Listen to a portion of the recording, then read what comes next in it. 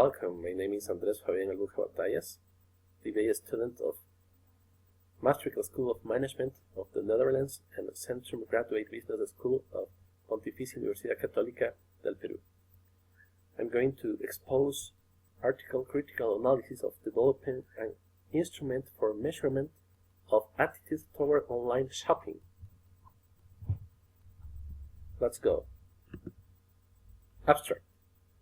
To ensure the success of online business, it is important for the retailers to understand their targeted customers. The aim of this study is to develop an instrument for investigating and understanding customers' online shopping intention. A 5-level Likert scale was used to determine attitude toward online shopping. A self-administrated questionnaire based on prior literature was developed, and a total of 370 postgraduate students of University Putra, Malaysia, were selected by random sampling and involved in the study. Well, the reliability of data and scale was tested by computing Cronbach's alpha. Alpha values were 0.874 for online shopping orientation, 0.921 for perceived benefits, and 0.853 for attitude. These alpha values exceeded the 0.80 recommended acceptable inter-items reliability threshold, indicating a high correlation among the variables comprising the set, and accordingly that individual items or sets of items should produce results consistent with the overall instrument. In light of this measurement is offered to the research community as a tool that may be used in conducting future research related to online shopping behavior. Well, that's the abstract. Now we are going to the numbers. Here the authors made a summary of utilitarian and hedonic, the differences between utilitarian and hedonic, extrinsic motivation for utilitarian, intrinsic motivation for hedonic, and so on. Online shopping perceived benefit.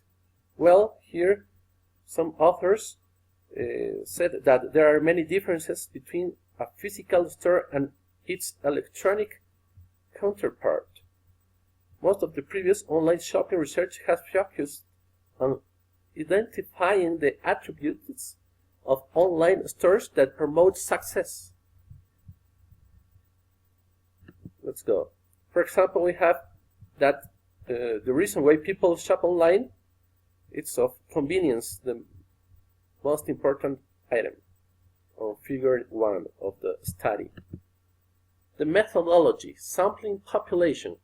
Participants of this study were postgraduate students at University Putra, Malaysia, during the first semester of 2008. Well, what can I say? We can do better investigation not only of a country and of one university. We can do it holistic. For example, investigating a sample of a multiple case of countries and a multiple case of universities, not only one country and one university. Development of the instrument. Most of the questions in the instrument were adapted and adapted from previous research. Let's see. For example, table 3.2.1, instrument variables and references.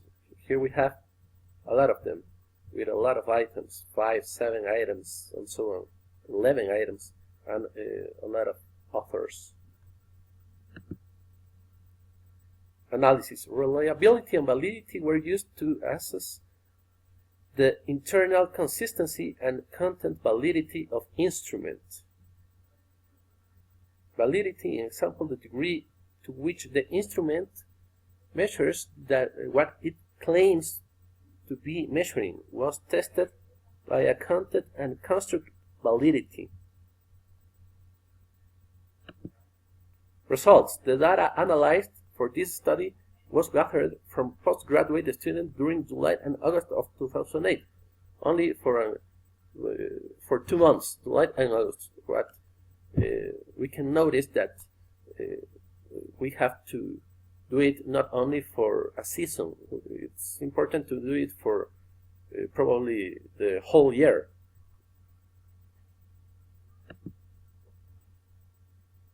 Here we have the demographic characteristics of respondents. Oh, it's important. Cronbach alpha. Well, we have the variable online shopping orientations, alpha of 0.874. Online shopping perceivable benefits, we have of 0.921. And the third one, attitude toward online shopping, 0.853. So we have that there are more than 1.80 in the 3 cases. So we can say that Cronbach alpha is acceptable. This alpha scores exceeded the 0.80 recommended acceptable inter-items reliability limit, indicating that the factors within each multiple item variable are in fact interrelated.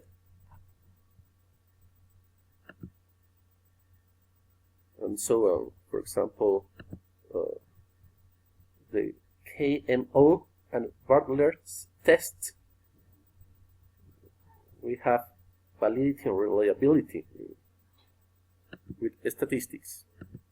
Okay, the explanatory factor analysis, and so on, the results and the conclusion. This paper proposes a framework for enhancing our understanding of consumers' attitudes toward online shopping, in line with many e-marketing researches concerning the factors contributing to consumer satisfaction of online shopping experiences. This paper reports that utilitarian online shopping orientation, hedonic online shopping orientation, fan convenience, customer service, homepage, wider selection, and price are dominant factors which influence consumers' attitude toward online shopping.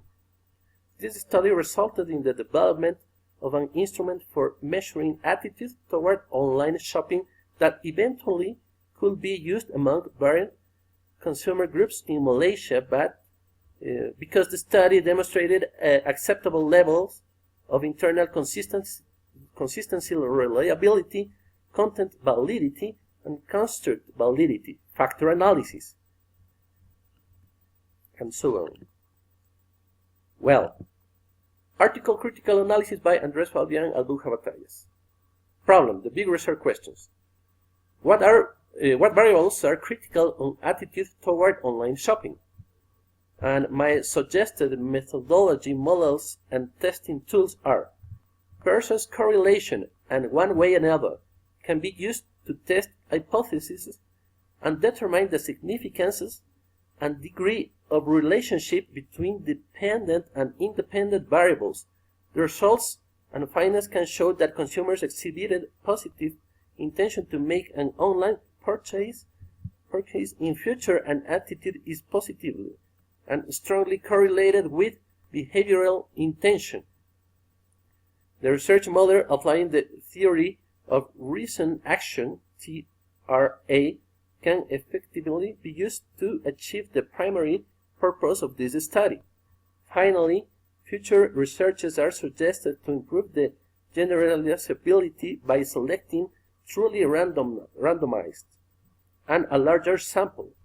The research will be conducted by inviting participants to take part in the survey through the actual website, for example, as Housus found on 2014 and Xu and Li on 2007 said.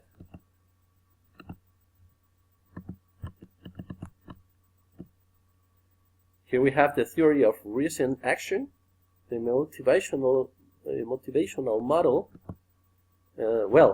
Also, cultural dimensions theory is a framework for cross-cultural communication. It describes the effects of a society's culture on the values of its members and how these values relate to behavior using a structure derived from factor analysis, as Hofstede said in 2010.